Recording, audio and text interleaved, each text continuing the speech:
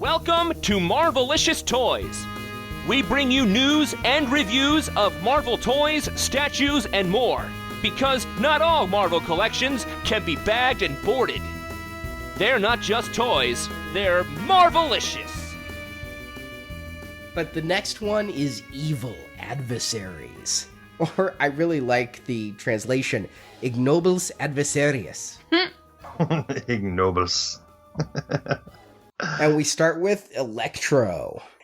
It's been a while since we've seen Electro in the 6-inch scale. I think even all the way back to Toy Biz days since we've seen a classic Electro that wasn't, the Jamie Foxx movie version. I would agree with that. I cannot recall a single Hasbro Electro.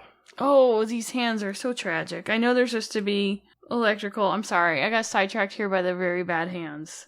I think they work. I wish there was another option. They are not interchangeable hands. But they look like he's got Groot hands. Like he's a tree. Don't they?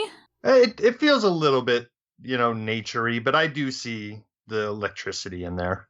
No, I guess I can kind of see it. I think I agree with Arnie. Like, I wouldn't have any problem with these hands whatsoever if they would have just thrown in a pair of regular hands like they do with every other figure. But here, for some reason, we do not get regular hands. You weren't good enough for hands. So I tell you what I'm going to do. I'm going to take these hands and I'm going to give them to my Emperor figure on my Star Wars shelf. Yeah.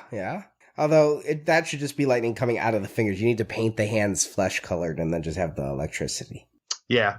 If you're going to be accurate. These hands do pop out though. So you could take any of a myriad of other figures. Grab an Iron Fist, get some hands. Yeah, you can go pick up an Iron Fist for $4 in the clearance aisle and you'll have all the hands you need. However, I did have, sitting on my desk here, I still have the swimming hands, the, flat palm finger straight hand. I have them on my desk too.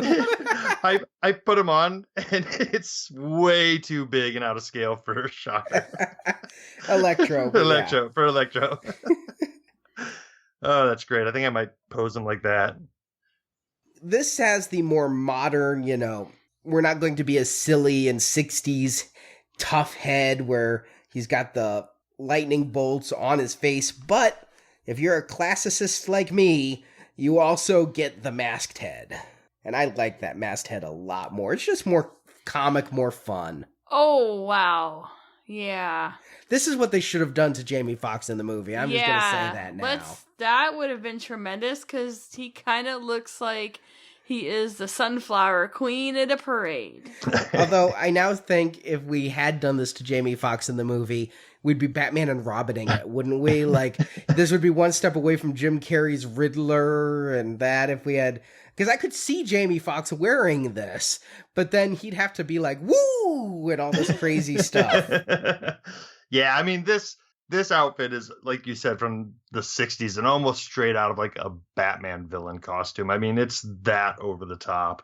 Can you imagine, like, just as a practical, like, before you head out the door to do your criminal activities for the day, like, oh, wait, forgot my oversized mask that I got to put on. Then getting in your car and that top thing scraping the whole damn time. Like, I can see why he moved on to just maybe painting his face. True, but there's something just about this classic look that I like. And yeah, I mean, in the 60s, criminals went through so much more trouble before they even committed the crime. It's like, ooh, I have a superpower. Now let me go sew. They were so committed. You're absolutely right. They also had a certain je ne sais quoi that you don't get now in your everyday heroes. I do like this, though. I remember getting this excited over this version of the character in the Marvel Universe line as well. So there's something about this design that you're right, is just screams classic Spider-Man villain. Yeah, it just reminds me of all the video games I played. He was the villain in those old Game Boy games. It clicks with me. As far as the articulation goes, he's perfectly adequate. I'm getting a lot of cool leaping poses out of him and stances, and he's got, I'd say, just the basic standard articulation. You got the ab crunch, the waist swivel. Yeah, I mean, articulation-wise, pretty good. And, we were just lauding them for being really good with paint apps lately, but I could take a few points of contention with the paint apps on this one. The gold paint that they've used throughout isn't very consistent. Yes. I would say. The boots are different from the hat is different from the stripes. Yep. But all in all, I'm glad we got this figure. It's been, like I said, a long time since classic Electro has made his way into the line, so. And he comes with one of Space Venom's legs. That's so anticlimactic. Now, Thanks for watching this video. You can see full episodes of Marvelicious Toys with more collecting news and reviews at marvelicioustoys.com. We also have thousands of toy and collectible photos in our photo gallery.